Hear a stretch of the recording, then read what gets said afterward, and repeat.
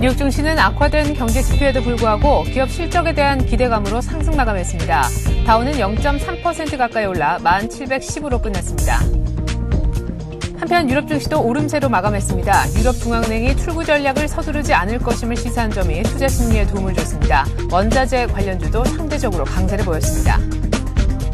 국제 유가는 악화된 경제 지표와 기업 실적에 대한 기대감이 엇갈리면서 나흘째 하락했습니다. 2월 인도분 WTI는 0.3% 내린 배럴당 79달러 39센트에 마쳤습니다. 포스코가 올 한 해 투자 규모를 사상 최대인 9조 3천억 원으로 늘리고 인수합병 시장에 적극 뛰어드는 등 본격적인 공격 경영에 나서기도 했습니다. 안녕하십니까. 이슈의 마켓의 최인혜입니다. 간밤에 열린 뉴욕 증시가 상승으로 끝났습니다. 주간 고용지표 그리고 기대를 모았던 소매 판매 등의 지표는 부진했지만 그럼에도 불구하고 어닝 시즌에 대한 기대감 때문에 올랐는데요. 장 마감 후에 발표될 예정인 인텔에 대한 기대감이 장중에 긍정적으로 작용을 하면서 나스닥이 0.4% 가까이, 다우가 0.3% 가까이 오르면서 끝이 났습니다. 물론 장 마감 후에 나온 인텔 실적 또한 괜찮았는데요. 자세한 글로벌 증시 전문가와 함께 알아보도록 하겠습니다. 동양정금증권에서 장형철 과장 나오셨습니다. 안녕하세요. 네, 안녕하십니까. 네, 일단 실적 기대감이 어제에서 오늘도 이어지는 모습이네요. 네, 맞습니다. 일단 실적 어닝 시즌 기대감이 오늘 증시를 좀 받친 것 중에서 제일 컸던 이유 중에 하나였던 것 같고요. 네. 일단 지표도 지표도 일단은 소매와 고용 지표와 그다음에 재고 지표가 발표됐는데요. 소매와 고용 지표 같은 경우에는 일단 약간 좀 미흡했지만 그래도 좀 주가에 대해서 굉장히 좀 제한적인 모습을 보였고요. 네. 오히려 재고 지표는 향후에 이제 발표될 제조업에 대한 긍정적인 시그널이 나타나면서 오히려 증시에는 좀 약간 안정을 좀 찾지 않을까 그렇게 일단 지표는 분석이 되어지고요. 네. 제일 컸던 게 이제 어닝 시즌에 맞춰가지고 그 실적에 대한 기대감이 굉장히 좀 컸었는데요. 특히 장 마감 후에 이제 나타날 인텔의 어닝 발표가 아무래도 기대감이 굉장히 좀 크게 형성됐는데 실제로 장 끝나고 나서 발표됐을 때도 실적이 굉장히 좀 좋게 나왔던 게 좀 사실인데요. 네. 일단은 뭐 실적 발표가 끝나고 나서 이제 그게 뭐 뉴욕 증시는 그게 크게 뭐 반응은 안 왔지만은 뭐 오늘 밤에 한번 기대해 볼 만하고요. 일단은 다우 차트 보시면서 한번 간단하게 한번 짚어보겠는데요. 네. 일단은 다우 차트 같은 경우에도 일단 꾸준하게 최근에 계속 이렇게 상승세를 좀 이어가고 있습니다. 지표 개선이 제일 먼저 올 초나 작년 말부터는 지표 개선이 가장 컸다면은 이제부터 또 4분기 그리고 이제 향후 나타날 1분기에 대한 또 실적 기대감이 또 특히 최근에는 4분기에 대한 실적 기대감이 굉장히 크면서 다우지수 차트 자체가 꾸준하게 좀 랠리를 좀 많이 펼쳐지고 있는 양상을 지금 보이고 있거든요. 네. 그리고 지금 최근에 지금 어닝 시즌이 향후 좀 계속해서 이제 실적 개선이 좀 나타날 것이라고 예상될 때 일단 실적에 대한 그 랠리는 향후 좀 당분간 좀 이렇게 이어질 것이라고 또 일단은 예상을 해보고요. 네. 최근에 좀 주가를 보시면 여기 노란 선으로 했던 게 예전에 그 리먼 브라더스 파산 사태 때인데요. 그 리먼 브라더스 파산까지 그 파산 수준만큼 일단은 저 주가가 좀 많이 회복됐던 게 아무래도 지금 이제 많이 좀 이렇게 긍정적인 신호를 좀 보여지는데 향후 실적에 대한 기대감이 계속 높아지면서 이제 리먼 사태 이전으로의 그 주가가 좀 회복되면은 다시 한 번 더 또 그 어느 정도 긍정적인 모멘텀 신호가 좀 나타나지 않을까 일단 그렇게 보여집니다. 네, 맞습니다. 말씀하신 것처럼 지금 현재 뉴욕 주가는 리먼 브라더스 사태 정도 이전까지 지금 올라온 상황이고 간밤에 있었던 뉴욕 증시는 어닝 시즌에 대한 기대감으로 올랐습니다. 역시나 IT 대표주라 할 수 있는 인텔에 대한 기대감이 있었는데 장 마감 후에 인텔의 실적을 공개를 했는데 순이익의 경우에는 전년 동기 대비 10배나 더 많게 나왔다면서요? 네, 맞습니다. 일단 대표적인 IT 기업 중에 하나가 이제 그 비메모리 반도체죠. 비메모리 반도체 업체가 일단 인텔이고요. 그다음에 메모리 반도체 업체에서는 이제 우리나라의 삼성전자를 들 수가 있는데요. 네. 일단 삼성전자 먼저 실적 발표를 했습니다. 굉장히 좀 어닝이 좋게 나왔었죠. 그리고 이제 인텔에 대한 기대 효과도 굉장히 좀 컸었는데요. 일단 인텔이 매출이 한 106억 달러 정도 나왔고요. 그다음에 전망치보다 좀 큰 폭으로 좀 상회했던 그런 모습이 나타났습니다. 그리고 순이익이 전년 동기 대비 한 22억 8천만 달러 정도 나타나면서 전년 동기 대비 한 10배 정도 증가하는 그런 모습 보였습니다. 일단 작년 하반기부터 올 상반기까지 IT에 대한 수요가 굉장히 좀 이렇게 급증하면서 실제로 실적이 이렇게 나타나지 않았나 그렇게 예상되고 있고요. 향후 지금 이제 1분기 매출 전망도 역시 이제 시장 예상치보다 큰 97억 불 정도 지금 예상하고 있기 때문에 네. 예상치보다 크게 지금 이제 상해를 좀 나타내고 있기 때문에 아무래도 좀 최근에 IT에 대한 강세는 계속 이어지지 않을까 일단 그렇게 보여지고 있습니다. 네. 자, 이렇게 장중에 인텔의 실적에 대한 기대감이 강하게 들자 결국에 기술주 중심으로 어떤 나스닥의 상승세도 다보다 더 큰 폭으로 느껴졌는데 말이죠. 다른 기술주들의 움직임은 어땠습니까? 네, 맞습니다. 있습니다. 일단 인텔의 우리나라로 따지면 이제 삼성전자가 이제 실적을 저희가 보면서 다른 주가들도 많이 방향을 하는데요. IT주들이. 근데 인텔도 마찬가지였던 것 같습니다. 이제 인텔에 대한 실적 기대감이 굉장히 좀 이렇게 나스닥이라든지 차지하는 비중이 굉장히 크기 때문에 일단 뭐 장 마감 후에 인텔 실적 발표가 이제 예정은 되고 있었는데요. 일단 뭐 대형 기술주들도 좀 동반 강세하는 그런 모습을 보였습니다.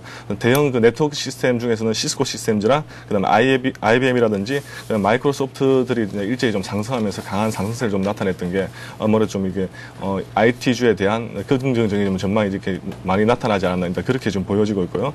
그 향후에 좀 IT 장비 업체들부터 시작해서 소규모 중소 형주도 이제 같이 움직일 가능성이 굉장히 높기 때문에 아마 나스닥의 강세가 좀 향후 좀 이렇게 예상되지 않을까 일단 그렇게 좀 보여지고 있습니다. 네. 자, 인텔의 실적 자체가 뭐 미국 경기 전체의 어떤 회복 여부에 키를 쥐고 있다라고 해도 과언이 아니고요. 우리의 삼성전자와 비슷한 인텔이긴 하지만 인텔의 파급력은 거의 글로벌 시장에서도 다 통하기 때문에 오늘 이렇게 인텔 실적이 장 마감 후에 좋게 나온 것 그리고 당중에 인텔에 대한 실적 기대감 때문에 뉴욕 증시가 오른 것 이거 모두가 오늘 우리 증시 특별히 IT 섹터에 커다란 도움을 줄 것이라는 생각을 한번 해봅니다.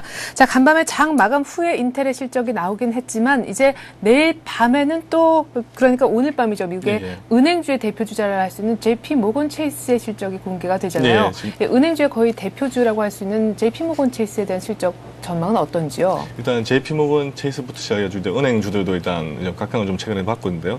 일단 은행주들 같은 경우 좀 많이 엇갈리는 전망을 좀 나타내고 있는데 일단 JP 모건 체이스도 이제 시장 내에서는 그렇게 큰 방향을 일으키지 않을 거라고 일단 예상을 좀 많이 하고 있는데요. 일단 뭐 실적 전망치 같은 경우는 어느 정도 좀 증가하지 않을까. 최근에 4분기 이후부터 시작해서 은행주들도 어느 정도 좀 이렇게 안정을 좀 많이 찾아가면서 그리고 또 은행주들도 특징도 있었습니다. 일단은 많은 그 경기 부양을 많이 빚을 많이 졌죠. 그 빚을 많이 진 걸 좀 많이 갚아가면서 일단 실적도 굉장히 호전적일 것이라고 또 많이 전망을 좀 되고 있고요. 그 다음에 뭐 다른 특징적인 종목들도 좀 많았는데요. 일단 뭐 구글 같은 경우에도 중국 시장에 철수한다면서 일단 중국 검색 포털 사이트죠. 바이두가 일단 뉴욕 시장에서 좀 강세를 나타냈던 게 또 그 하나의 좀 특징적으로 좀 나타낼 수 있고요. 그 다음에 라브렌치라는 그 은행주 중에 하나인데요. 시장 조성자 사업을 일단 그 바클레이즈 캐피탈을 매각하면서 주가가 한 40% 정도 급등하는 그런 모습 보였던 게 좀 특징적이었습니다. 그리고 또 모건 스탠리가 도미노 피자에 대한 긍정적인 평가로 일단 주가도 좀 급등하는 그런 모습 보였던 게 어제 전체적인 개별 종목들의 특징이 아니었나 그렇게 좀 보여지고 있습니다.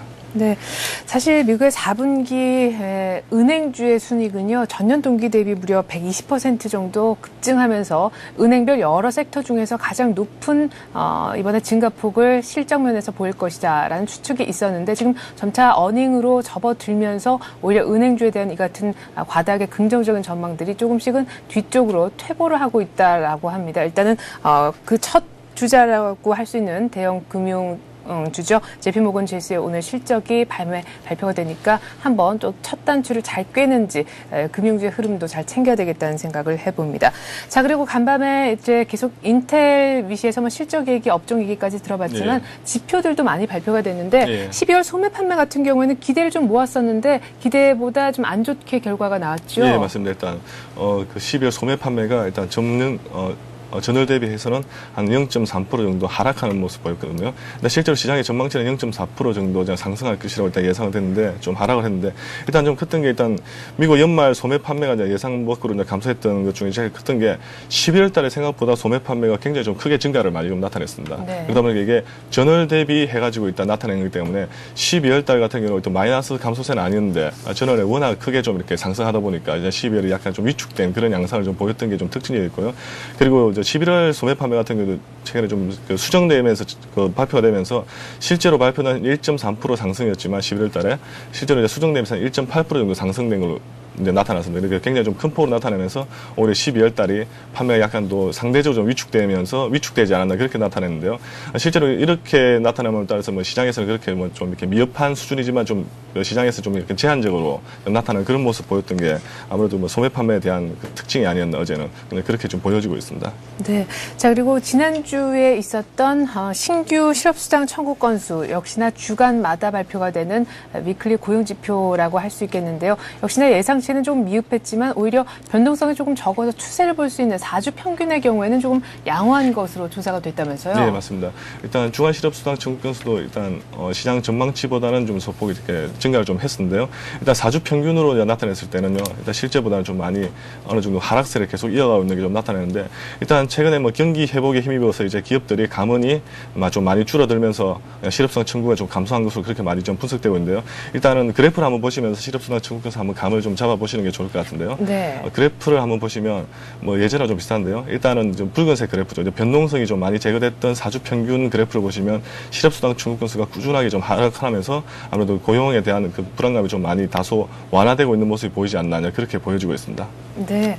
자, 이렇게 보니까 이제 고용지표 그리고 소매 판매 모두 조금 미흡했던 모습이었던 것 같습니다. 그럼에도 불구하고 시장은 소매 판매가 조금 부진했던 거 그리고 고용지표가 별로 좋지 못했던 것을 이겨내고 상승 마감한 것으로 알 수가 있는데요. 자, 그리고 간밤에 또 다른 지표가 나왔습니다. 기업 재고도 발표가 됐는데 결과가 어땠는지 궁금하네요. 예, 이제 기업 재고는 어제 증시에 좀 약간 호전적으로 좀 이렇게 호재를 좀 많이 작용했던 것 같은데요. 지난달 발표가 이제 0.2% 정도 발표됐는데 실제로 발표 시는 이제 0.4% 정도 실제로 전망치보다도 약간 소폭 증가하는 그런 모습 보이는데요. 일단 11월 기업 재고가 전월 대비 0.4% 증가하면서 일단 기업 재고가 1년여 만에 처음으로 2개월 연속 증가하는 그런 모습을 보였습니다. 일단 그리고 11월 판매도 이제 전월 대비해서 한 2% 정도 증가했는데요. 일단 기업들이 그 수요 회복에 힘입어 생산을 늘리면서 이제 기업들의 재고가 좀 증가세를 이어가지 않았나 그냥 그렇게 좀 판단되어지고 있는데요. 일단 기업 수요 기업들이 다 통상 경기가 좀 위축되면은 판매하고 재고가 동반으로 이렇게 하락하는 그런 모습을 보이는데 네. 경기 확장 때는 오히려 판매와 그 재고도 같이 증가하는 그런 모습을 보이기 때문에 뭐 최근 들어 판매와 그다음에 재고도 이렇게 동반으로 강세를 좀 나타내는 것 같은 경우는 미국의 이제 제조업 그 경기 회복에 대한 어느 정도 긍정적인 시그널로 좀 분석되어진다고 그렇게 볼 수 있는데요. 일단은 뭐 내일 발표되는 게 제조업 지수들이 좀 많이 발표되는데 실제로 시장 전망치도 굉장히 좀 이제 좋게 나타나는 걸로 봤을 때는 아마 이런 영향이 좀 끼치지 않을까 그렇게 좀 보여지고 있습니다. 네. 자, 그리고 오바마 대통령이 계속해서 금융권에 조금 날카로운 칼을 겨누고 있는 모습입니다. 구제금융으로 미국 국민들이 낸 세금을 이제는 월가로부터 걷어들이겠다라고 하는데 월가의 어떤 그 반발의 목소리도 좀 있다라고 들었습니다. 네, 오바마 대통령이 지금 취하고자 하는 조치가 구체적으로 어떤 겁니까? 네, 일단 어제 재정 수지가 발표됐습니다. 네. 재정 수지가 발표되면서 시장이 마치고 나서 이제 오바마 대통령의 스피치가 있었는데요. 일단 뭐 그 큰 폭으로 따져버린 하나로 좀 말씀드리면요. 일단 구제 금융에 들어갔던 비용을 이제 세금으로 이렇게 환수를 해가지고 재정 적자를 좀 메우겠다. 이게 제일 가장 컸던 거고요. 이게 나왔던 이유 중에 하나는 가장 큰 이유 중에 하나는 일단 대부분의 이제 대상되는 게 이제 구제금융을 가장 많이 줬던 게 50개 금융사들에게 그 구제금융을 가장 많이 일단 지급을 했습니다. 네. 지급을 했는데 뭐 최근에 어느 정도 이렇게 갚아가는 기업들이 있는 반면에 또 최근에 보면은 일단 실업률이 두 자릿수로 지금 계속 이게 나타나고 있습니다. 실제로 이제 실업률도 아직은 많이 개선세가 지금 나타나고 있지 않은데요. 그리고 대부분의 미국 가정들도 이렇게 많이 좀 이렇게 가게들이 좀 많이 힘들어하고 있는데도 불구하고 최근에 보면 은행들이 굉장히 좀 큰 수익을 좀 나타내면서 보너스도 좀 많이 챙겨가고 이제 그런 게 그렇죠. 아무래도 네네. 정부 입장에서 좀 못 믿어봤던 것 같습니다. 그런 걸 세금으로 이렇게 환수를 해서 재정 적자를 메우겠다는 게 가장 큰 그 공식적인 발언이었고요. 일단 구제금융에 대한 분담금 성격의 이제 세금을 재정적자 완화와 그다음에 실업률을 좀 해소하는데 좀 많이 쓰지 않을까 일단 그렇게 보여지고 있는데 최근에 뭐 재정 수지 같은 경우 어제 발표되면서 큰 폭으로 좀 이렇게 완화가 좀 많이 되고 있는데도 불구하고 아직까지는 마이너스 성장세를 이어가기 때문에 아마 이런 부분을 빨리 좀 회복해 가지 않을까 일단 그렇게 보여지고요. 뭐 어제 같은 경우는 나중에 언급할 건데 일단은 뭐 그리스 같은 경우에도 지금 현재 재정 적자가 굉장히 좀 큰 폭으로 증가하고 있는 와중에도 유럽의 트리세 총리 같은 경우는 이제 그리스를 지원하지 않겠다는 이제 그런 발언까지 지금 한 상황에서 아마 좀 민감하게 좀 대처되지 않았나 그렇게 보여지고 있습니다. 네. 자, 이렇게 해서 간밤에 있었던 뉴욕 증시 이슈들 좀 많이 살펴봤습니다. 뭐 지표도 있었지만 지표가 좋지 못했던 것에 대한 악재 부분은 분명 제한적이었고 뉴욕 증시는 상승 마감한 것으로 볼 때 역시나 어닝 시즌의 변수는 그 어떤 지표보다도 기업들의 실적이다 하는 생각이 드는데요. 간밤에 저희가 앞서서 얘기를 나눠봤던 JP모건 체이스의 실적이 나오고 또 다른 지표들도 역시나 발표가 됩니다. 일단 어떤 지표가 나오는지는 알아야 되겠죠. 한번 챙겨봅시다. 예, 지금 오늘 밤에는 일단 제조업 지수들이 좀 나타나고요. 그다음에 그 12월 소비자 물가 지수와 그다음에 12월 산업 생산 그리고 12월 미시간대 소비자 신뢰 지수가 발표되고요. 실적 발표로 JP모건 체이스 실적 발표 예정되어 있습니다. 소비자 물가 지수는 일단 전망치보다 좀 소폭 하락할 것이라고 예상되고 있고요. 그리고 앞서 말했다시피 기업 재고의 증가세로 인해서 12월 뉴욕 제조업 지수는 좀 큰 폭으로 좀 증가하는 그런 모습 보일 것 같습니다. 그리고 산업 생산이 소폭 하락할 것으로 보이고요. 미시간대 소비자 신뢰 지수도 좀 증가하면서 좀 약간 어느 정도 보합세를 좀 이어갈 것 같고요. JP모건 체이스 같은 경우는 실적 발표가 그 전망치가 굉장히 좀 큰 폭으로 좀 이렇게 상승할 것이라 그렇게 예상되고 있는데요. 시장 내에서는 JP모건 체이스가 은행주의 대표주로서 그 인텔과 마찬가지로 시장에 대한 어떤 전망보다도 좀 더 많이 좀 나와주면 좀 좋지 않을까 그렇게 좀 많이 예상을 하고 있는데요. 네. 일단 실적 발표 좀 나와보면 좀 알 수 있을 것 같습니다. 네. 그리고 4분기 어닝 시즌의 뜨거운 감자, 그 은행주의 첫 주자는 JP모건 체이스가 될 것 같습니다. 이 JP모건 체이스의 실적과 관련한 정리는 어쩔 수 없이 다음 주 월요일 아침에 또 전해드려야 될 것 같은데 잘 체크해 보셨으면 합니다. 자, 그리고 다음 주에 또 발표될 예정인 지표들도 먼저 한번 쫙 챙겨보죠. 네, 알겠습니다. 다음 주 지표들은 일단은 주택 지표들 대거 지금 이제 포진되어 있는데요. 네. 일단은 화요일부터 이제 나갑니다. 일단 화요일부터 12월 주택시장 지수가 발표되고요. 그다음에 수요일 날 좀 많이 잡혀 있습니다. 12월 주택 착공 건수와 허가 건수, 그다음에 또 이제 다른 건데요. 12월 생산자 물가 지수가 발표되고 있고요. 그다음에 레드북이 이제 연준에 의해서 발표가 될 예정입니다. 그리고 목요일은 실업수당 청구 건수와 12월 경기 선행 지수, 그다음에 원유 재고 보고가 이렇게 예정되어 있습니다. 그 자막에 나가는 이제 노란색 같은 경우에는 노란색으로 이제 체크됐던 지표 같은 경우에는 아마 다음 주 그 뉴욕 증시에 가장 큰 좀 영향을 발휘하지 않을까 그렇게 예상되기 때문에 한번 좀 챙겨서 이렇게 확인해 보시는 것도 좋은 방법인 것 같습니다. 네.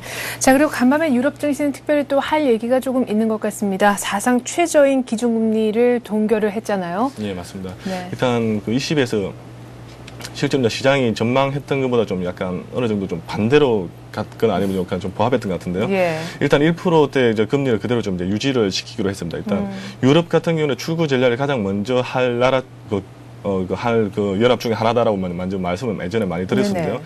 일단 호주는 제일 먼저 이제 실제로 실행을 했었고요. 그렇죠. 유럽도 어느 정도 실행을 하려고 했는데 최근에 그리스라든지 포르투갈 그다음 스페인 같은 그 S&P들이 이제 신용 등급을 이제 하향하면서 오히려 네네. 좀 이렇게 재정 적자가 굉장히 좀 큰 폭으로 늘어나고 있는 그런 모습이 보였기 때문에 아무래도 유럽 그 중앙은행 측에서도 쉽사리 출구 전략을 지금 현재 단행하기가 좀 쉽지 않았던 게 하나의 큰 원인이 아니었나 그렇게 보여지고 있고요. 네. 일단 경기 부양 정책을 아직까지 계속 이어가겠다고 아니면 경기 부양을 계속해서 고수하게 나가겠다는 게 아무래도 유럽 그 연합에 대한 특징적인 그런 발언이기 때문에 이런 부분에 대해서는 최근에 최근에 미국 같은 경우에도 네. 같이 좀 이렇게 같이 어느 정도 고수하면서 이어가지 않을까 좀 그렇게 좀 많이 보여지고 있는 것 중에 좀 하나지 않을까 이렇게 보여집니다. 네.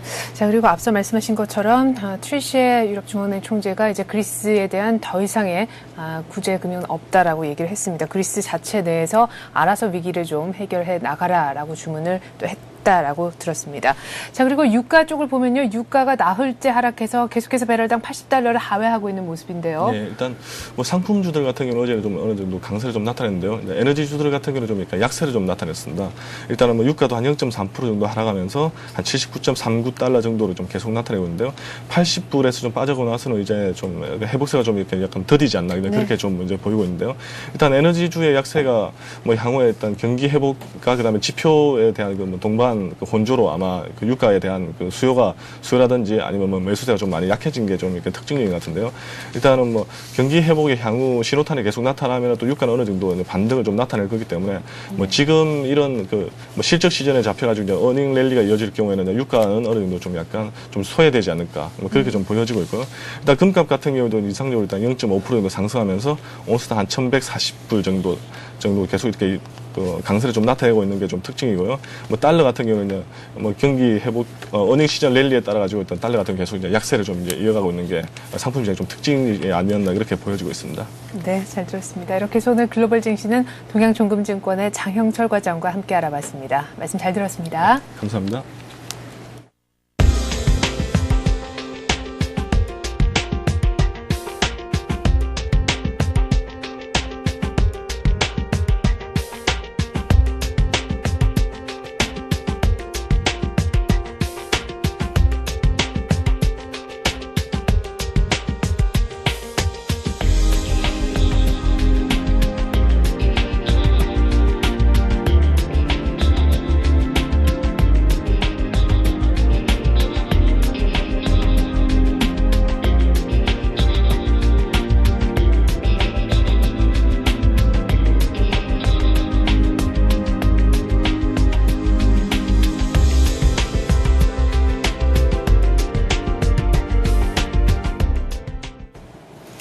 네, 간밤에 열렸던 뉴욕 증시는 인텔 효과, 인텔 실적에 대한 기대감이 장중에 나오면서 결국 여러 가지 지표 부진에도 불구하고 상승 마감했는데요. 오늘 우리장은 어떤 흐름을 보일지 우리장 전망 듣는 시간 갖겠습니다.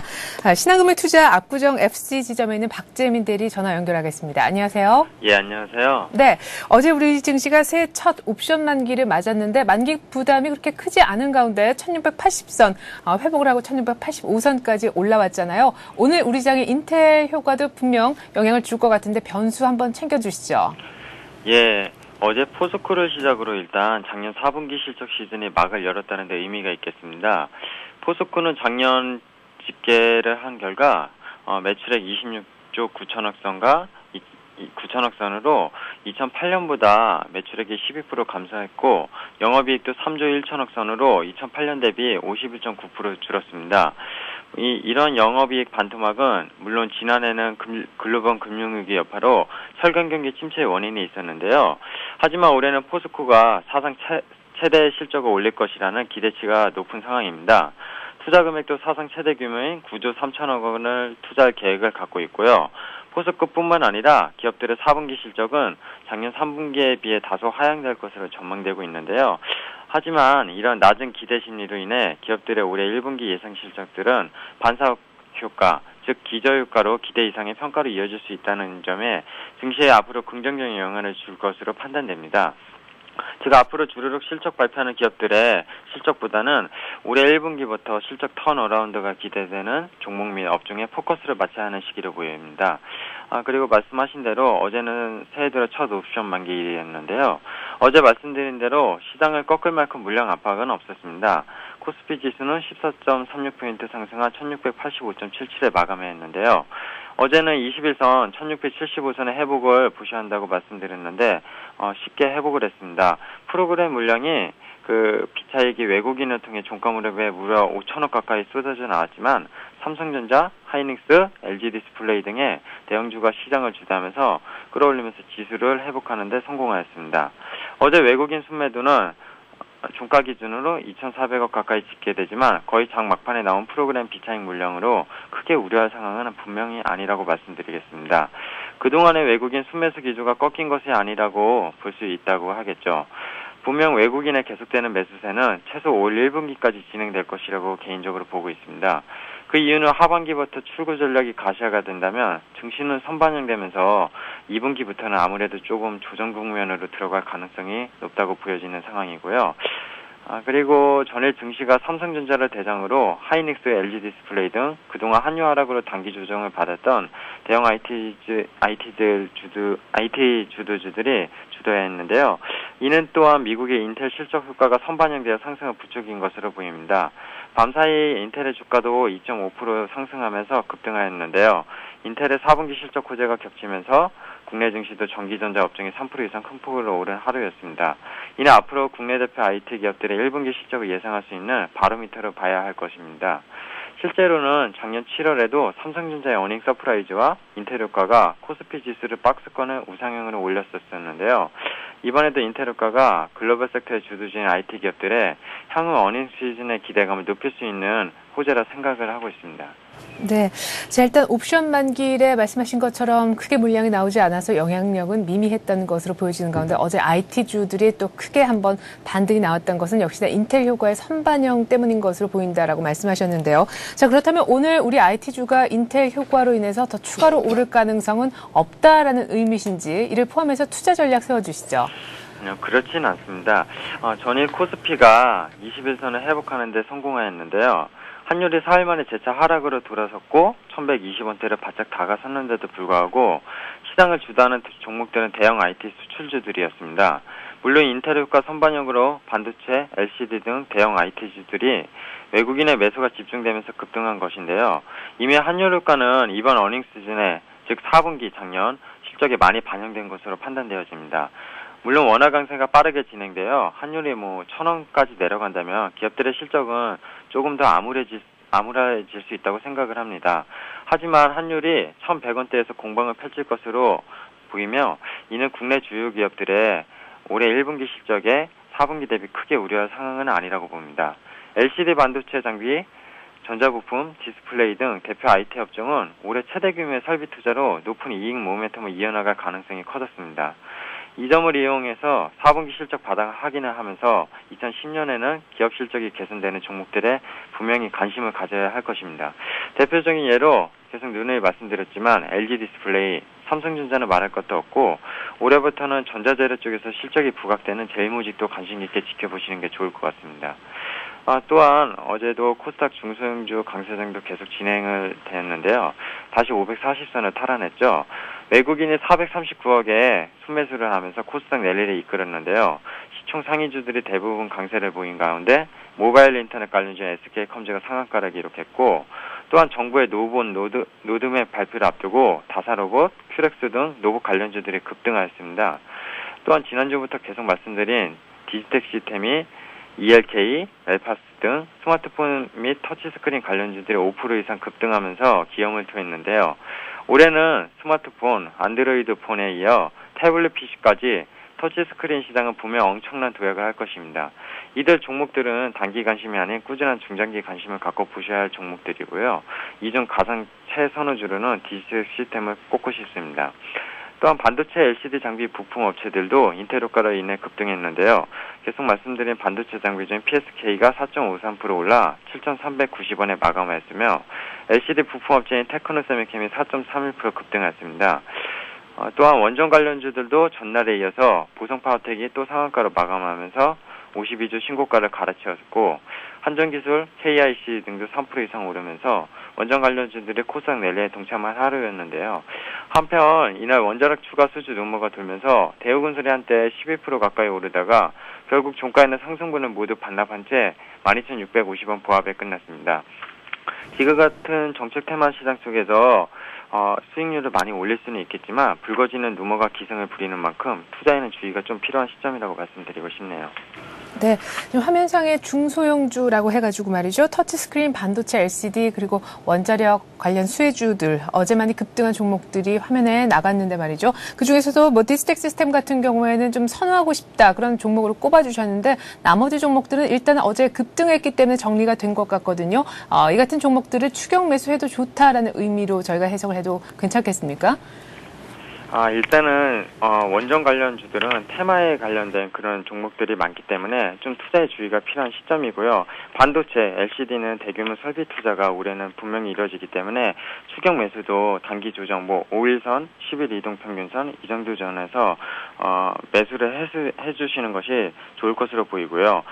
특히 터치스크린 관련주는 올해는 분명히 무선 인터넷과 그 태블릿 PC의 그런 어떤 시장이 변하는 세상이기 때문에 분명히 단기 조정 시 적극적으로 매수하는 그런 전략이 필요할 것 같습니다. 네. 자, 그리고 수출주도 뭐 환율에 너무 기죽지 말고 계속해서 좀 보자 말씀하시면서 LG 디스플레이, 삼성전자 말할 것도 없고 제일모직을 눈여겨보자라고 말씀하셨는데 제일모직 차트까지 설명을 조금 해주셨으면 좋겠는데요. 예. 금일 말씀드린 종목이 제일모직인데요. 2010년부터 IT 제품 전반에 걸쳐 수요 강세가 이어질 것으로 예상되어서 전자재료 부문의 외형 확대와 그동안에 부진했던 패션 부문의 실적 턴어라운드가 나올 것으로 전망됩니다. 전자재료 부문은 동사의 자회사인 에이스 디지텍이 3라인 가동을 빠르면 2분기, 늦어도 3분기부터 가능해짐에 따라 대형 TV용 편광 필름 납품이 시작될 것인데요. 이는 지난주 금요일에 에이스 디지텍 종목을 추천드릴 때로 말씀드렸던 내용입니다. 이는 올해만 약 2천억 원의 매출 증가 효과를 가져올 수 있을 것으로 전망되고요. 또한 수익성이 높은 반도체 공정, 소재 매출도 삼성전자의 대규모 설비 투자로 확대될 전망입니다. 패션 부문에서는 구조조정 효과로 비효율 브랜드를 접고 올 하반기부터 아웃도어 시장의 신규 브랜드를 론칭할 계획을 갖고 있는데 반면 화학 부문은 작년 4분기부터 시작된 원료주 가격 강세로 올해 동사에 기여하는 실적은 낮을 것으로 판단되어집니다. 하지만 전자재료 부문의 외형 확대 때문에 올해 실적은 더 좋아질 것으로 예상되고요. 또한 하반기 삼성생명 상장과 더불어 삼성그룹의 지배구조 개편 가능성이 다시 부각되고 있어 지배구조에 대한 개편이 가시화될 경우 기업 가치는 충분히 지금 시점보다 한 단계 높이 상승할 수 있는 동력을 만들게 될 것입니다. 기술적 반등은 잠깐 차트를 보면서 말씀드리겠습니다. 최근 12월부터 기관의 매수세가 집중적으로 이뤄지면서 5만 원 선에 대한 지지선을 구축을 하기 시작했습니다. 그리고 6만 원대부터 외국인이 이제 들어오기 시작을 했는데요. 어제는 외국인과 기관의 쌍끌이 매수로 52주 신고가를 연출하면서 62,200원, 장중에 신고가를 연출했었죠. 일봉 차트를 보시면은 단기적으로 뭐 조정을 거치더라도 21선에서 항상 반등을 주면서 꾸준히 골든크로스를 발생하고 있는 상황입니다. 그래서 지금은 기관이 매집한 가격대가 언저리가 거의 55,000원 이 정도기 때문에 단기적으로 많이 올랐다고 해서 부담을 갖기보다는 분명히 올라가는 말에 타야 하는 시점이 아닌가 생각을 합니다. 어제 종가 기준으로 61,500원 기준으로 크게 조정은 받지 않을 것으로 예상되기 때문에 매수가는 6만 원에서 6만 1,000원 요 사이를 두시고 목표가는 2007년 최고점인 69,900원을 상회하는 7만 원 선으로 하겠습니다. 손절가는 20일 이평선인 57,000원 선으로 놓으시는 게 리스크 관리에 좋을 것 같지만 중장기 보유하실 투자자들은 분명히 저점 매수의 관점으로 접근하시는 것이 옳다고 봅니다. 현재 구간에 매물밖에 없는 상황이고 52주 신고가를 낸 상황이기 때문에 기관과 외국인의 수급이 크게 변하지 않는 이상 꾸준한 상승으로 분명히 이어질 것입니다. 올해는 아마 제일 모지게 한 해가 되지 않을까 좀 조심스럽게 말씀드리고 싶네요. 네, 알겠습니다. 잘 들었습니다. 신한금융투자 압구정 FC지점의 박재민 대리였습니다. 고맙습니다. 예, 감사합니다.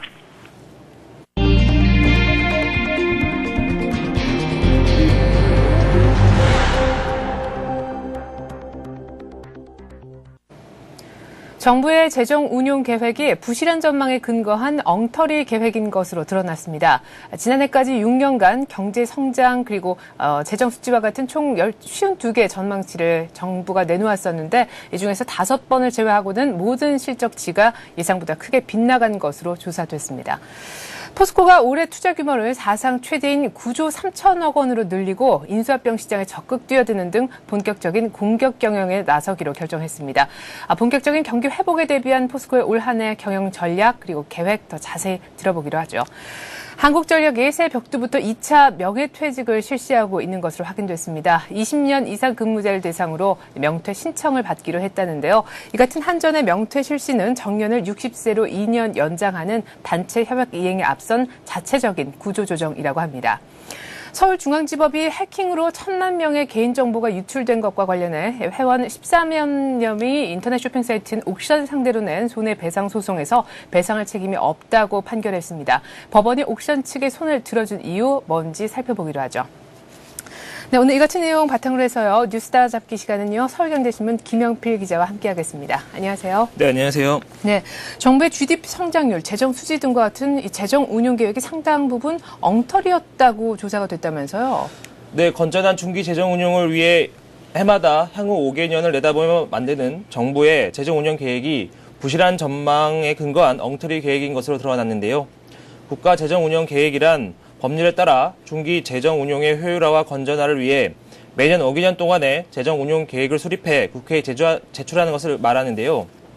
국회 예산정책처가 최근 작성한 국가 재정 운용 계획의 평가 및 과제에 따르면 지난 2004년 국가 재정 운용 계획을 도입한 이후 지난해까지 6년 동안 경제 성장률과 재정 수지, 국가 채무, 총 수입, 총 지출 등 52개의 전망치를 발표했었는데 단 5회만 제외하고는 모두 실적치가 예상보다 크게 빛나는 것으로 나타났습니다.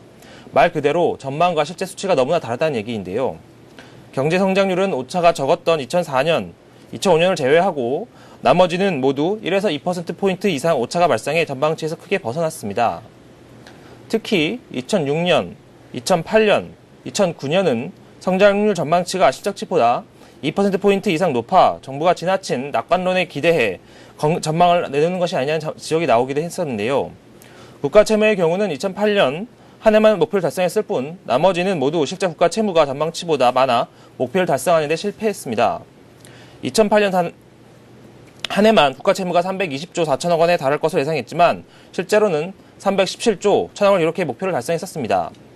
총 수입과 총 지출의 경우 분석 대상 12회 전망치 중 각각 3회, 1회만 목표를 달성하는 데 그쳤고 재정 수지는 단 한 차례도 목표치를 달성한 적이 없는 것으로 나타났습니다. 네. 국회 예산정책처는 악화적인 경제 전망은 정부 지출을 부추겨서 국가 재정 운영 계획에도 큰 차질을 빚게 된다고 지적하고 있는데요.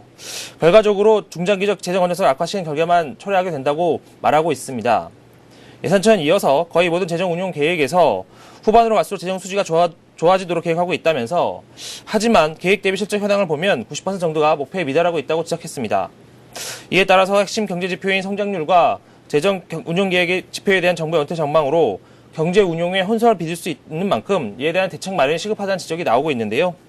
전문가들은 이에 대해서 경제 성장률을 비롯해 국가 재정 운용 계획에 대한 국회 차원의 심의와 평가 등을 통해 핵심 경제지표 전망에 대한 실효성을 확보해야 한다고 조언하고 있습니다. 한 민간 경제연구소장은 엉터리 통계는 엉터리 정책을 만들어낼 수밖에 없다면서 정부가 정확한 통계와 전망을 통해 정책의 실효성 높여야 한다고 지적하고 있습니다. 네, 향후 5년을 내다보면서 만들게 되는 정부의 재정 운용 계획. 일단 계획과 전망이 좀 바로 돼야 효율적인 정책 집행이 가능할 것 같은데 말씀하신 것처럼 그렇게 중간에 크게 오차가 생길 수밖에 없는 이유가 궁금하네요. 네, 지난 2004년부터 6년 동안 국가 재정 운용 계획의 경제 지표와 재정 지표 목표들이 번번이 빗나가고 오차 범위가 커진 것은 목표의 정책 의지가 지나치게 반영됐기 때문인데요. 즉 정부가 목표만 높게 잡았다는 이야기가 됩니다. 네. 낙관적인 목표가 자칫 정치적 이슈와 함께 맞물릴 경우 무리수를 두게 되고 재정 악화의 원인으로 작용한다는 지적이 나오고 있는데요. 실제로 성장률에 이어서 재정 수지, 총 지출 등 주요 경제 지표 전망이 어떻게 나오는 것은 재정 운용 계획의 목표에만 그치기 때문입니다. 표에서 보면 아시겠지만 국가 채무의 경우 목표 달성은 한 번이었고 목표 미달 11번이어서 실제 달성률은 83%에 그치고 있습니다. 네. 나머지도 표를 보시면 그 달성률과 목표 달성했던 횟수, 미달 횟수를 알 수 있으신데요. 네, 달성 횟수보다도 미달 횟수가 확연히 더 많네요. 네, 그렇습니다. 참여정부 시절은 물론 그 이전에도 재정 운용 계획은 정부의 정책 의지를 반영하는 목표치였을 뿐 목표에 대한 평가는 이루어지지 않았었는데요. 목표치를 발표만 할 뿐 이를 달성 못해도 아무런 비판이나 평가가 없으니 일단 높게 잡고 보자는 상황이 나오고 있는 것입니다. 정책적 목표에 따라 실제보다 낙관적인 전망이 나왔고 이는 지출을 부추겨서 국가 재정 운용 계획 도입 취지와 반대로 중장기 재정 건전성을 악화시키는 결과만 낳고 있는 것인데요. 즉 아니면 말고라는 무책임한 행정이 처사라는 비판이 나오고 있습니다. 네. 국회 예산정책처 관계자는 재정 운용 목표와 실행 전략을 명확히 구분하고 이를 구체화할 필요가 있고 거시경제 및 세수 전망은 좀 더 신중하고 보수적으로 해야 한다고 지적을 내놓고 있습니다. 특히 재정 전문가들이 가장 우려하는 것은 낙관적인 전망에는 무리수가 따르게 되고 후유증도 만만치 않다는 점인데요. 주무부처인 기획재정부는 이에 대해 어느 정도의 오차 범위 내일 뿐 거시경제정책 자체에 영향을 줄 정도는 아니다라고 해명을 하고 있는데요. 예. 재정부의 한 관계자는 지난해 급박한 경제위기 상황에서 채무가 늘어나며 오차가 커졌다면서 여타 국가들과 비교해도 오차 범위가 큰 것은 아니다라고 말하고 있습니다. 반면 국회 예산정책처는 앞으로 정부가 통합된 재정 보고서를 작성하고 재정 운용 과정에서 준수해야 할 원칙과 규범을 담은 국가 재정 준칙 도입을 검토해야 한다고 지적하고 있습니다.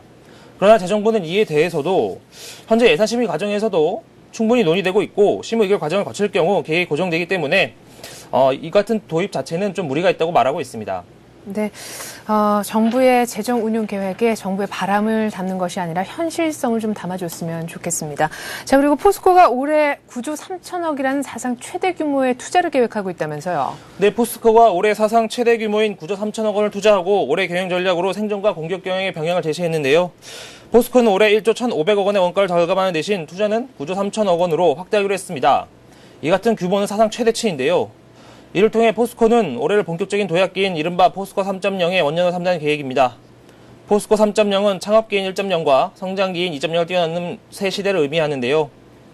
실제로 포스코는 지난해 2월 정준양 회장 취임 이후 경영관리 주기를 분기에서 월 단위로 단축하는 등 비상체제를 운영해 사상 최대인 1조 3,595억 원의 원가를 절감했고 이는 위기 극복의 원동력이 되기도 했습니다. 올해는 조각 생산량 3,440만 톤과 매출 29조 5천억 원을 달성한다는 목표를 세웠는데요. 이는 지난해에 비해 각각 16.6%, 9.3% 늘어난 수치입니다. 정준양 회장은 중국은 수요에 비해 생산량이 넘치고 일본도 내수가 살지 않아 수출에 집중할 것으로 보인다면서 한중일의 수출이 동서남아시아로 집중되고 더욱 치열한 경쟁이 예상되는 만큼 원가 절감과 높은 품질로 대응하겠다고 말하고 있습니다. 네, 올해 9조 3천억 원을 투자할 계획인 포스코, 그리고 어제 실적 나온 것도 보니까 7년 연속 영업이익 3조 달성을 해냈던데요. 뿐만 아니라 이제 M&A 쪽에 대한 얘기도 어제 올 한 해 경영 계획을 밝히면서 나온 걸로 들었습니다. 대우조선해양 인수에 대한 의지를 밝혔다고요. 네, 포스코가 대우조선해양에 대한 인수 의지를 공식화했습니다. 정준영 회장은 14일 이미 알려진 대로 대우 인터내셔널 인수에 가장 우선순위를 두고 있고 대우조선해양은 시장에 나올 경우 검토하겠다면서 반면 대우건설은 포스코 건설이라는 건사가 이미 있는 데다 인수 시너지가 크지 않아 우선순위에서 밀려있다고 말했습니다. 포스코 경영진이 대우조선해양 인수 의지를 밝힌 것은 이번이 처음인데요. 이와 관련해 이동희 포스코 사장은 올해 3조 원을 인수합병 예비비로 책정했다면서 자금이 더 들어가더라도 재무사정에는 무리는 없다고 말했습니다. 이처럼 포스코가 대우조선해양의 인수에 대한 뜻을 밝히면서 대우조선해양에 대한 매각 작업도 탄력이 붙을 것으로 전망이 되고 있습니다. 네, 그렇군요. 자, 그리고 한국전력이요, 최근에 정년을 58세에서 60세로 2년 연장하겠다라고 얘기를 했었는데 2차 명퇴를 실시할 것 같다면서요? 네, 국내 최대 공기업인 한국전력이 새해 벽두부터 2차 명예퇴직을 실시하는 것으로 확인이 됐습니다. 한전의 한 핵심 관계자는 14일, 지난 11일부터 20년 이상 근무자를 대상으로 명예퇴직 신청을 15일까지 받기로 했다고 말했는데요. 이 관계자는 군속 연세 상관없이 희망퇴직도 함께 받고 있다고 덧붙였습니다. 한전의 명퇴 실시는 정년을 60세로 2년 연장하는 단체 협약 이행에 앞선 자체적인 구조조정 작업인데요. 한전은 2008년 공공기업 선정 계획에 따라 전체 정원의 11%인 2,420명을 감안한다는 목표를 발표하고 이를 오는 2012년까지 완료하기로 정부와 약속한 바 있습니다. 한전은 지난해 1차 명퇴 등으로 273명의 인력을 줄였기 때문에 연초부터 불어닥친 이번 구조정이 2차 명퇴인 셈인데요. 한전 노무처의 한 관계자는 명퇴와 자연퇴직자 수를 고려를 하면 계획보다 빨리 2012년 이전에 인력 감축을 완료할 수도 있을 것 같다고 말했습니다. 네. 자, 그리고 법원에서 드디어 옥션을 통해서 자신들의 그 정보가 유출됐다면서 회원들이 제기를 한 소송에서 말이죠. 법원이 옥션 측에 손을 들어줬는데요. 이 소송에 어떤 의미를 가는지 일단 그 판결 내용부터 좀 살펴보죠. 네, 중국 해커들의 공격으로 고객 정보가 유출돼 거액의 소송을 당한 옥션에 대해 법원이 배상 책임이 없다고 판결했습니다. 해킹을 통한 정보 유출은 도난에 해당하기 때문에 배상 책임을 물을 수 없다는 얘기인데요. 이 같은 판결에도 불구하고 중국 해커들의 해킹이 각수로 교묘해지고 있어서 기업이 어느 한계까지 책임을 져야 하는지에 대한 논란이 계속될 것으로 전망됩니다. 특히 기업들이 이번 판결을 면죄부 정도로 해석할 경우 해킹 방지를 위한 투자나 주의에도 소홀해질 것이라는 우려가 나오고 있습니다. 서울중앙지법은 14일 개인정보 유출로 정신적 피해를 봤다며 주식회사 옥션을 상대로 회원 14만여 명이 낸 손해배상 소송에서 원고 패소 판결을 했는데요. 지금까지 개인정보 유출 피해에 대해 법원이 손해배상 책임을 물은 사례는 많지만 해킹 피해에 대한 판결은 이번이 처음인 만큼 유사 소송에도 상당한 영향을 미칠 것으로 예상이 되고 있습니다. 네, 법이 정한 보안 수준을 유지한 상황에서 지금 해킹을 당한 거는 불가항력적이다라고 법원이 판결을 내린 것 같네요. 자, 이렇게 해서 오늘 뉴스 따라잡기 시간은요. 서울경제신문 김영필 기자와 함께 해봤습니다. 김 기자 수고 많았습니다. 네, 감사합니다.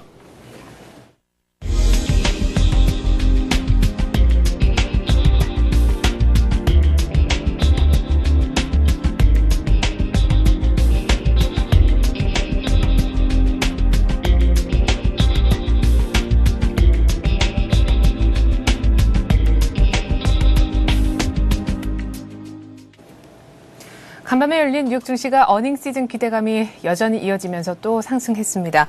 인텔 효과가 기대가 됐었는데요. 장 마감 후에 공개가 됐었던 인텔 실적 역시나 기대만큼이나 좋았습니다. 순이익이 전년 동기 대비 무려 10배나 늘었다고 하는데요. 오늘 우리 IT주에는 또 어떤 영향을 줄지 모르겠네요. 저는 다음 주에 다시 오겠습니다. 고맙습니다.